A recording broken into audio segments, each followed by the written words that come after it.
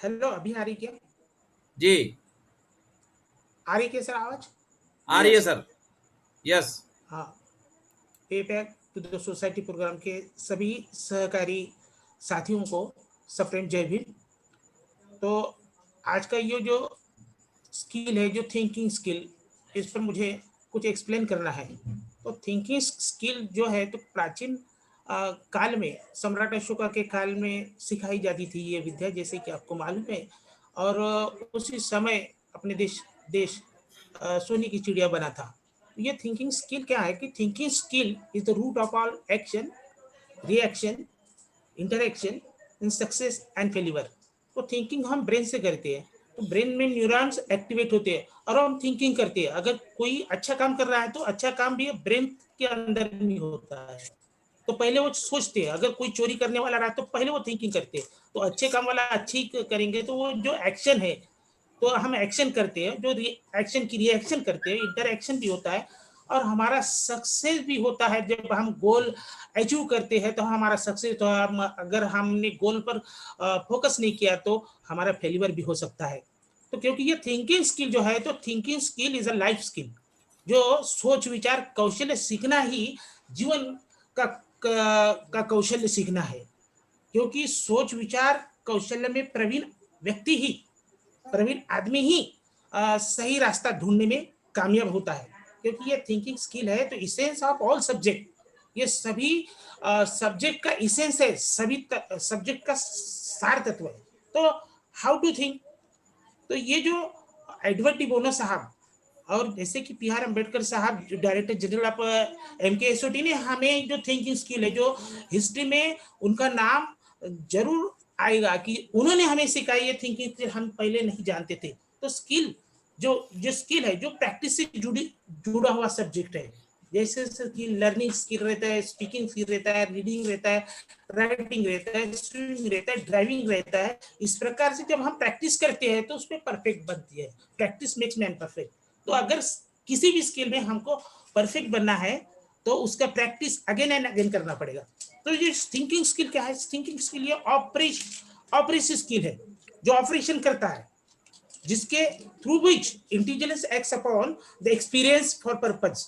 तो ये जो कौशल्य है, तो ये कौशल्य बुद्धि द्वारा व्यक्ति के अनुभव की चिकित्सा करता है। जिस प्रकार एक आदि डॉक्टर किसी बीमारी की चिकित्सा करने के लिए जो कुछ टेस्ट लेता है, तो इस प्रकार हम जो थिंकिंग स्किल के जो टूल है, ये टूल द्वारा हम ये काम करते हैं। तो ये थिंकिंग स्किल का इस्तेमाल करते समय हमें एक बात याद में रखना चाहिए कि हमने ओपन माइंड से सभी टूल का इस्तेमाल करना चाहिए।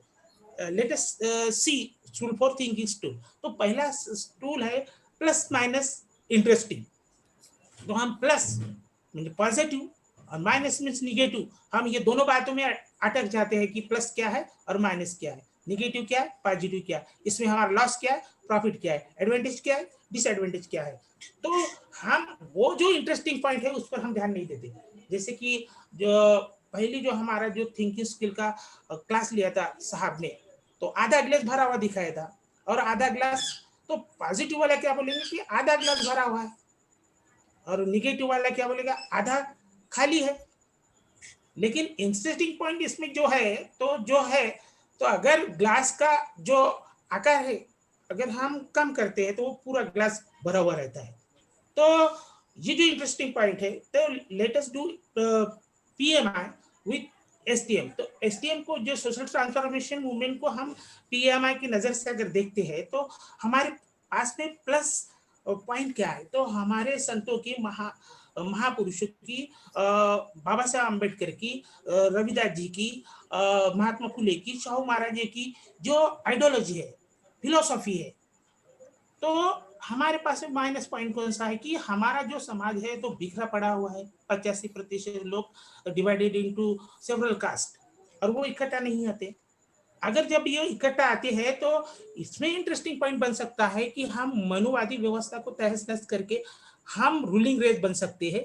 ये इसमें इंटरेस्टिंग पॉइंट हो सकता है। तो दूसरा एक टूल है CAF, कंसीडर ऑल फैक्टर्स।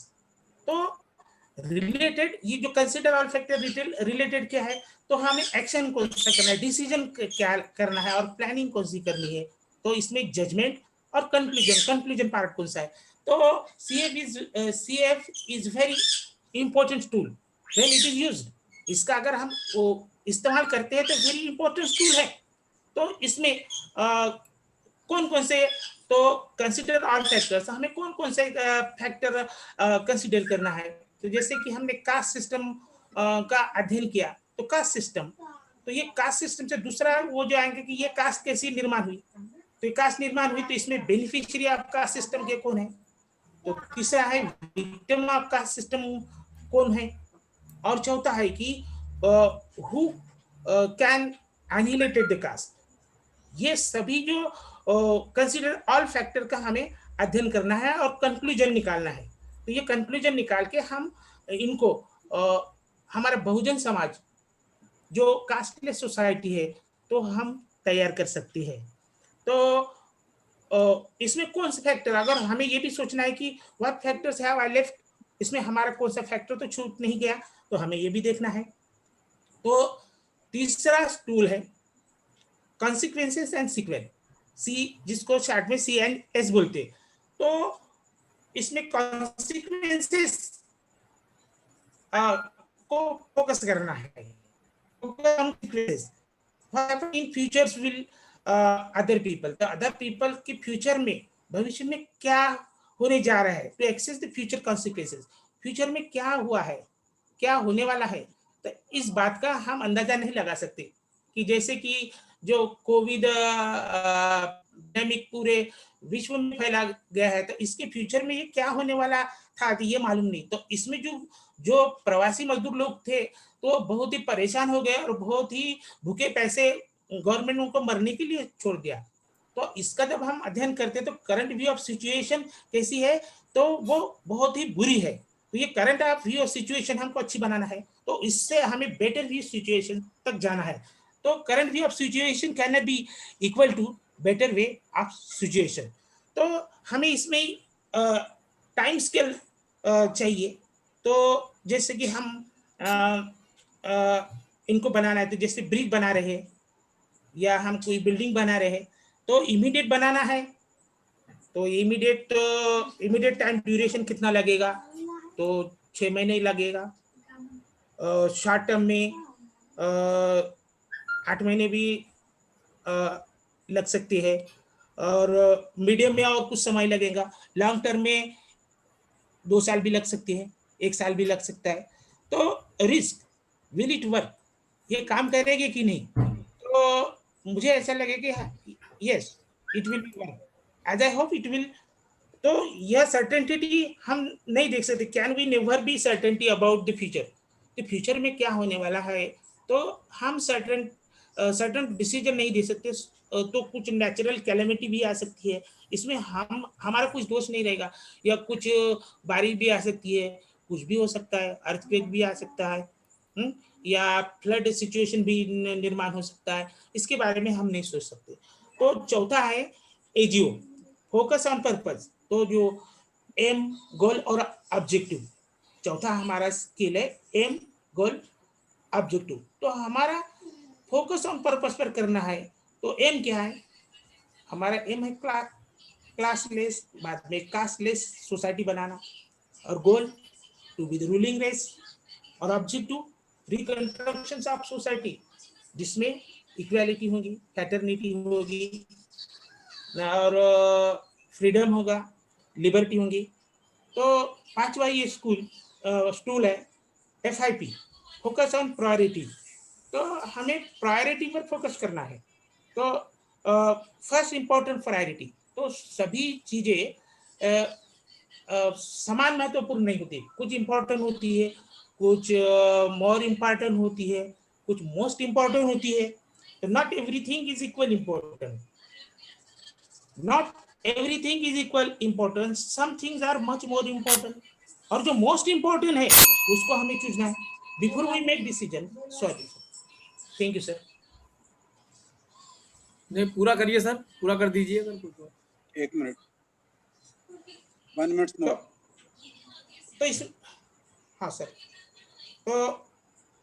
तो फर्स्ट इंपॉर्टेंट प्रायोरिटी करने में, तो डिसीजन प्रायोरिटी हमारी क्या होनी चाहिए, हेल्थ, एजुकेशन, एम्प्लॉयमेंट है, लॉ एंड ऑर्डर का प्रॉब्लम है, नेचुरल कैलेमिटी है, इकोनॉमी है, टेररिज्म है, जो गवर्नमेंट के एजेंडे पर ये है। तो इसमें फर्स्ट प्रायोरिटी अगर हम रूलिंग रेस बनेंगे तो फर्स्ट प्रायोरिटी हमारी कौन सी रहेगी, तो इसमें से जो मच मोर इम्पोर्टेंट है तो ये जो है, तो जो एजुकेशन सबसे इम्पोर्टेंट है। तो एजुकेशन अगर एजुकेट लोगों को किया तो हेल्थ, एम्प्लॉयमेंट भी हम दे सकते हैं, लॉ ऑर्डर का मसला भी हल हो सकता है, नेचुरल कैलेमिटी को किस प्रकार से हम फेस करना है वो भी कर सकते हैं, और जो इकोनॉमी का डाउनफॉल हो गया तो वो भी इकोनॉमी को भी हम सॉल्व करते हैं। और ये जो है तो इसकी वजह से इन अच्छी तरह से न होने के कारण, गुड गवर्नेंस न होने के कारण टेररिज्म भी बढ़ा है, और सभी प्रॉब्लम से हम लोग simultaneously we are struggle all the problem. Thank you, sir. Thank you so much. Thank you. Okay sir, thank you, very nice Thank you, सर। sir.